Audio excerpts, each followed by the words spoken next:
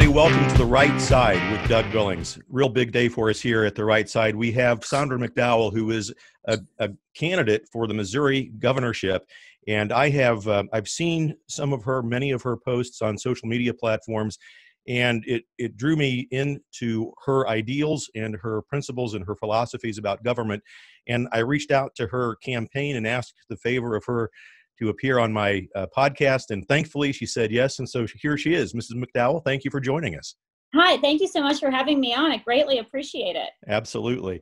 Well, let's just get right in. We've got a little bit of time and a lot of questions, and we'll try to get through as many as we can for the sake of Missourians who are curious and interested to get to know you. Yes. First of all, there was a couple of things that interested me in you, and these are more just comments than questions. But one is, it's apparent and obvious that you have a very strong belief into the sanctity of life. You have a former career in the military, the Air Force, I believe, and that's Yes. interesting to me as well. So thank you for your service. With Thank regards to the sanctity of life, just this past week, there have been two states, Mississippi and Tennessee, who have passed what I think is interesting laws surrounding the issue of abortion. Specifically, they've made it illegal to abort babies who are diagnosed prenatally with Down syndrome. I have two sons. One is a 26-year-old typical man, and the other is a soon-to-be 18-year-old high school senior. The 18-year-old has Down syndrome. So Okay. the issue for me, I've been long involved with that community and the advocacy of those with intellectual and physical disabilities. If you're elected governor, Saundra, would you try to enact similar laws such as non-abortion of babies who have Down syndrome, and would you pursue perhaps the total elimination of abortion in the state of Missouri? Yes, and I actually hadn't heard of that before you brought it up, but that is a great idea, and I applaud those states for doing that because that is one of the main reasons I think people want to do the genetic testing and things before they give birth, is to see if their baby does have Down syndrome or other types of illnesses or diseases, and then they may end up aborting that baby based off of that. And I've never agreed with that. I've always said, to me, a child is a child, a life is a life. I don't care what God gives me. I'm gonna raise that child. And I had two sets of twins, and I had high concerns that my twins might come out with some kind of disorders, because that's normal for twins. Now I've been very blessed that they do not, but I was prepared for that, and they wanted me to do genetic testing to see if they were going to have any issues, and I said no, because it doesn't matter to me. Whatever happens. I'm fully trusting the Lord in this, and I would never have made it a choice to abort a baby just because they had some kind of an illness like that. But yes, my plan, and you can look at my platform on McDowellforGovernor.com, is to actually have an unborn person's advocate in my office under the governor's wing to actually look into legislative and policy changes that the state of Missouri can make to further the pro-life cause. And this isn't just unborn babies, but also genocide at the end of a life as well. I think, that's also a pro-life issue. And so that's very important to me. I'm a Christian, and I believe that life begins at conception, and all abortion is murder. And so I will do everything in my power to eradicate abortion here in the state of Missouri. And there's also a couple of other states that are looking at other ways to eradicate abortion as well, through state agencies and the licensing, specifically licensing of physicians. So I'm watching them as well, because they're hoping to eradicate abortion in their states. So this is a nationwide thing, and I'm definitely on board with that. We are killing way too many babies, and it's just the numbers are increasing every year, and it's just horrible, and we have to end this. Agreed. Yes. Thank you. And ironically, just an aside note about Down syndrome, I can tell you that when the stats that I'm aware of are that when a couple or a person is prenatally diagnosed with Down syndrome, that upwards of 90% of them opt for an abortion. So we're talking about the elimination of an entire segment of our population. Yet, on the other side of that coin, there's a waiting line to adopt babies that have Down syndrome, believe it or not. Right. So they're wonderful people, and good to hear that perspective from you. Thank Yes, you. they are. Yes. So you're running against the Republican incumbent Governor Mike Parson and two other Republican candidates, James Neely, Raleigh Ritter. Many of the pundits are suggesting and predicting that it will come down to Governor Parson and the Democratic challenger, Nicole Galloway. Now, Ms. Galloway doesn't appear, at least to me on the surface, to have a lot of experience with leadership and so forth, other than her role as the state auditor. So what distinguishes you, not only from Governor Parson, but from the rest of the field? Well, actually, if you just compared all of our bios, I mean, Galloway's, Parson, Ritter, and Neely, my bio just blows theirs away. You know, I'm a veteran of the Air Force. I was an ICU medic, 6 years active duty, 2 years in the reserves. I was a cardiac ICU tech while I was stateside, but after 9/11, I was deployed and saw everything you could possibly imagine that happens during war, you know, burns, gunshot wounds, amputations. I literally came in with my team and set up the ICU so that all the soldiers from downrange, critically wounded soldiers, would come to us first. And most of them, unfortunately, were going back to the States because they were too critical to go back out and fight. But, you know, that's what really molded me into the person that I am. You know, the servant-minded heart, the commitment to helping people. That's the healthcare field, and that's what I was in for 8 years. And then in the reserves, I trained other med techs, and in a management role, I got out as a tech sergeant in the Air Force and went right to law school. So I'm also an attorney. I've worked in private practice. I did disability law, again, helping people. From my first job, after only a year of doing disability law, I was hired to actually start a disability department within a firm. And we got up to 500 clients in just 6 months under my leadership. And that was only 2 years out of law school. And then I joined my husband. So I've had my own firm as well with my husband. And then I've worked for the state. So I've already worked for the state. I've already been leading others with the state agencies. I was assistant attorney general at the attorney general's office doing second injury fund defense, and then, which is work comp, and then Medicaid fraud on the civil side. So I was working with investigators and auditors looking into the Medicaid issues.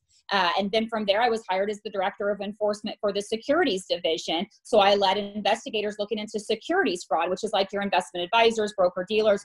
I have an eye for issues. I have an eye for problems, fraud, waste, abuse, and I know how to fix those problems. You know, Galloway, all she's been is the auditor. She's a CPA. That's it. She's a CPA and she's a mother. That's all her experience is. Parson, he is a prior law enforcement. He was in the service, and thank him for his service, and for being a law enforcement officer and a sheriff in Bolivar, and a farmer. He's a farmer, but he does not have the leadership to lead this state. And we've seen that over the course of time since he's taken office. You know, basically what I've said to people is that we don't have a leader. We have a bobblehead in our office that's going to just shake his head yes and no, whichever direction the people tell him. And that's what we see with refugees, with red flag laws, and then even with shutting down our state with COVID. We don't have a leader there, and we need a leader more than ever right now. And again, with the other two candidates, you know, for me, Ritter's a farmer. That's all I know about him. And Neely is a physician. That's all I know about him. And so we don't have any candidates who have a strong leadership background that really know how to pull us out of this predicament that we're in. And we have to have that now, because in the next 4 years it can be very crucial whether we are successful or whether we go downhill more. And we're already in debt. The state of Missouri has a lot of problems, and it can only get worse if we don't elect the right person to get us out of this and fix these problems we have. Yeah, and we'll get to some of the specific leadership issues with regards to the current governor in a moment. I want to know, you know, you've challenged Governor Parson to a debate. Has your campaign received any word from him about that? No, we have not. We have put it out there so many times. I've talked on the news about this. I've talked on my podcast. I talk at rallies about it. The people want a debate. The people are entitled to hear the sides here of each candidate, because, as you know, Parson was not elected to governor. You know, this is the CEO of the state. He was elected as lieutenant governor. And so I get it. He's the incumbent, but he was not elected. And in this kind of situation, he really should debate the other candidates. If I was in his position, I would debate the other candidates, especially if you think that you are the best person for this job. You should let the people see that for themselves. Yep, agreed. So with regards to his leadership, Governor Parson's leadership, you know, Missouri's population, as you know, roughly 6 million people, less than 1%, and this is one of my hot buttons since January, less than 1% of our population was affected by COVID-19, yet the entire economy was shut down. When you look up the definition of pandemic, it says it's the definition of a pandemic is a virus or a disease or a catastrophe that affects the vast majority of all of the people, whether it's a state or a country. I don't think, and for me, and this is an opinion, but I don't think that we've reached pandemic levels, and I clearly have never supported the shutdown of the entire economy of the United States or the state of Missouri in particular. So my first question's in two parts regarding that. One, what's your assessment of how Governor Parsons handled that particular issue? And two, if you're governor, how would you respond if COVID or another virus or so-called pandemic were to come along?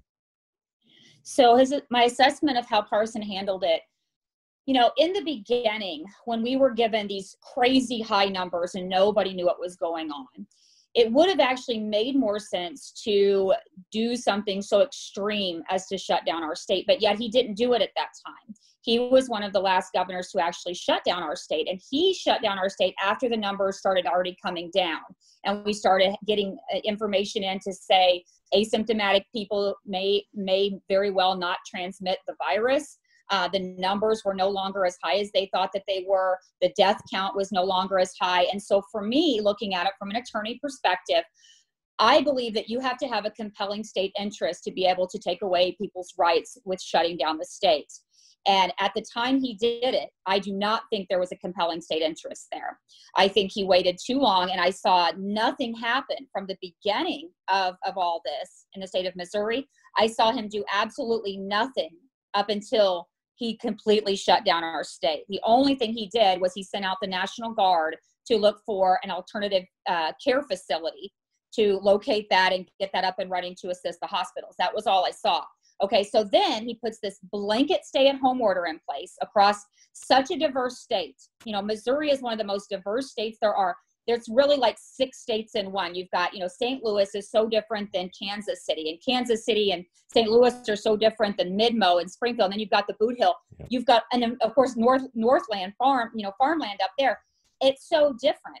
And some of the counties were absolutely, there were no COVID patients reported at all, especially no deaths. But even if they had all been tested, there were 0 COVID patients in those counties, but yet they were still shut down like the rest of the state was. Yeah. And so this has crippled our economy here in Missouri. It did not need to happen. I believe it's unconstitutional, and I was completely against it from the beginning. Now, how would I handle it differently? Because it could and may and very well may happen again. I think that, I don't actually believe this is a coincidental virus that just attacked the entire world. I think it was planned, in all honesty. And so if this was a trial run, or if this was planned as an attack against America, but also maybe the other countries as well, it will happen again. And we have to be prepared for that. And so I even put out in the very beginning, I put out a plan that I was hoping Governor Parson would follow, which in that plan said we need to be tracking everything. We need to be keeping up with this, with the task force in some way, to keep the research on what we did here, so that when this happens again, we can make sure and not make the same mistakes we did this year. And we need to have training and be prepared for this to happen again. So when I come into office, I will be having that training put in place, a yearly training if needed, to make sure that we have a better response to something that happens like this. And I really want to go in and repeal the things that were put in place this year, because if this happens again, it would be easy for the state of Missouri, if I'm not the leader, if there's another leader there, to just go back and say, okay, well, we did this before, we shut down the state, let's do it quicker this time, shut it down faster. And that just, to me, just snowballs into taking more of our rights away and getting worse when we don't need to do that. And we shouldn't have done that here. Right. And I think that's my sense as well. As I talk to Missourians, the sense is, definitely strong opinions on both sides, but I think the majority of the opinion is, look, we can't and we shouldn't use what we've done before as a template if something like this happens again. And they will. They've established a precedent here. Yep. The whole nation has. Yep. And that's why this needs to be dealt with, because if it does happen again, they're going to go right back to this precedent that they've used, and they're going to start from that. And then heaven knows where we'll be at the end of that, with how many of our rights are taken away. And for me, I love America. I love our Constitution.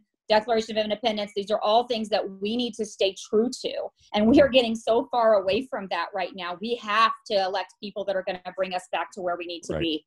I agreed. And that harkens me back to the speech that President Trump gave in Tulsa a few days ago. I think one of the most powerful and frightening statements that he made was Joe Biden is a Trojan horse for socialism. Now, and that needs to sink in, because that's exactly true. We have to protect our Constitution when we vote in November for people that won't allow us to become more. Yeah, and it does. It paints a very accurate picture of what's happening. And this is also happening in the states. And really, for me, Missouri needs to be a leader in the nation. We need to be able to fight this evil that's happening, that's attacking our state, such as, Biden. I think he's a pawn and a puppet, for the power people that be. But in all honesty, I think Parson is a puppet for the same people. And I think Galloway is a puppet for the same people in the very, very similar ways. When I listen to Trump, it makes me think every time about our state and about Parson and Galloway. And that should concern everybody as well, because to even compare them to Biden and what they're doing on the national level, it's very relevant, because it's very similar to what's happening on the national level. Would you as governor have any power over mayors of Missouri's cities if they decide to shut down economies in the future? So I will be working with them. I hope to have a good relationship with the mayors. I'm very much a people person, and I want to work with the whole state. I've tried to get into every community around our state. Even when I ran for state auditor, I went to every community, every county I could go to, and spoke with the leaders in those counties, because I wanted to know what's going on with these counties. Do you have any problems? What was your last audit like? What do you think I need to be looking into in these counties? And I had some good reports from some counties, but I had mostly poor reports from county leaders, hoping that I would be able to come in and look in their counties. And so I think the county leaders want that support. They want someone to come alongside them and help them. They don't want a leader that's going to just step aside and let them do whatever they want, because a lot of times they're not sure what to do. But you'll see that not just the local, counties or cities, but even the state government, the statewide offices, if they had a strong leader in that governor's office, I think you'll see a lot of our representatives, a lot of our elected officials are going to step up and be stronger too, because they're going to feel more courageous. They're going to feel more bold. They're going to feel more powerful to do the right thing, because they know they have a leader there as the CEO that's doing the right thing, and they want to do that. People want to do the right thing. I think they do. I really do have faith in the American people. But you really have to have that strong leader that draws that out of people, just like the mayors. I plan to work with the mayor of Kansas City and the mayor of St. Louis to help them fix their cities, because they cannot tell me that they think things are going well in their cities, because they're not. Yeah, for sure. Yeah. So switching gears to the Second Amendment. I know the Second Amendment is very important to you, and all the polls indicate that most Missourians are certainly in favor of keeping and protecting the Second Amendment. What sort of measures, with regards to the other side, and especially what's going on with regards to the chaos in the cities that are led, ironically enough, by members of the New Democratic Socialist Party, as I call them, where all of the cities that they're leading are on fire, and there's mob anarchy and so forth. Express your passion about the Second Amendment, and how will you protect it? So yes, I'm very passionate about the Second Amendment. I believe when you read the Second Amendment, it states in there, it shall not be infringed. And to me, that means there should be no restrictions on our Second Amendment right. We have the right to protect ourselves, and that is not a hunting right. That is for tyranny against government. And when we have that right, and if it's not infringed, we are able to protect ourselves against government if and when that were to happen. But as they start eroding that right, that's just the government taking that away so that they can basically do what they want. And I'm all for limited government, and I'm for the people, and the people should be able to protect themselves. And so I am not in favor of red flag laws, of course. Also, as an attorney, there's no due process there. But also, gun-free zones. I'm not in favor of gun-free zones. That's where the problems happen, in churches and schools and state buildings. There's absolutely no reason why they should be restricting people on their constitutional right to carry. in any area. In fact, I'm in favor of people that have had that right stricken or taken away from them. I think they should be able to petition to get that right back because it is so important. Right. So once somebody has lost that by, something they've done in the past, criminal behavior, if they've led a clean life, they have a job, they have a family, they're doing well, they haven't had any problems for so much time, I think they should be able to petition some sort of a jury of their peers, administrative proceeding in some way that they can go in and present their case and show how they're a model citizen now and that they should have those rights given back to them. Excellent. Okay. In the time we have left, maybe a couple more questions. Well, on your website, you talk about 3 core MORE initiatives, capital MO, MORE initiatives, and transparency, tax cuts, and deregulation. I want to just for a moment focus on the tax cuts. On the surface, all of those initiatives look and sound a lot like Donald Trump, which I think is a good thing. And I think that when I look at Missouri, with regards to the tax cut portion of your initiatives, one, what kinds of tax cuts are you talking about in that plan? And would you ever favor Missouri becoming like a Texas or a Florida where we do away with the income tax and then restructure the sales tax in Missouri? Yes. So I'm going to be working on that because I have seen states do it differently because I was in the military and I lived in several different states. And so I understand that how eliminating income tax helps states. I understand how and why they do that. And I will look into if that's good for the state of Missouri. My concern is with personal property tax. I know those states that have eliminated income tax still have their property tax. And I believe personal property tax as well. My concern with personal property taxes, I honestly think it's unconstitutional. I think it's a use tax that people are having to continue to pay once they already own their vehicles, their homes. You have people that have just paid off their home, senior citizens, people that are over 65, but yet they're still having to pay this personal property tax. That's not right. It's not right on the cars either.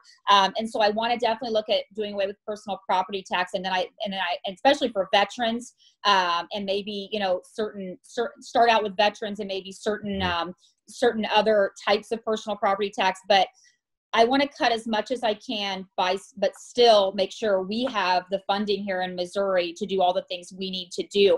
And really where that starts is going into these state agencies and making sure they're more efficient and effective and cutting the red tape, deregulating. That's going to bring in revenue. That's going to cut costs. And so I believe we'll be able to offset the amount of taxes that we cut based on the amount of money that we're going to be saving in statewide government. Like I told you before, I have experience with this. I look into fraud, waste, and abuse. I know how to fix it. And I know how to punish people that are also, committing fraud. And I think that's happening in state government as well. And so I'm going to be doing all this simultaneously. I hope to do it very quickly because I am a workhorse. I like to push and get as much done as I can. But tax cuts are very important to me, and I will do everything I can to not increase taxes at all while I'm governor. In fact, MoDOT, I plan on auditing them because we don't need a gas tax increase. I want to be able to find the money to be able to pay for our roads and bridges, and it's there. And the reason why people don't want to vote for that again is because last time we voted for that, none of us are sure that money even went to where it was supposed to be going. Right. And there has not been an audit conducted, and that was something I harped on in 2018 as well. But there's a lot of issues going on in Missouri, and this is, I'll go back to Trump too. It's funny because I am very much aligned with Trump. I don't mean to be. I think he's doing a great job. I think a lot like him, but there are also a lot of similarities between what's happening in the nation and what's happening in Missouri. And people don't see that because they haven't run a statewide campaign before. They're not involved in politics. But when Trump said, there's a swamp, it's a deep swamp. It's a lot deeper and it's a lot wider, I think he said, or thicker than I thought it was.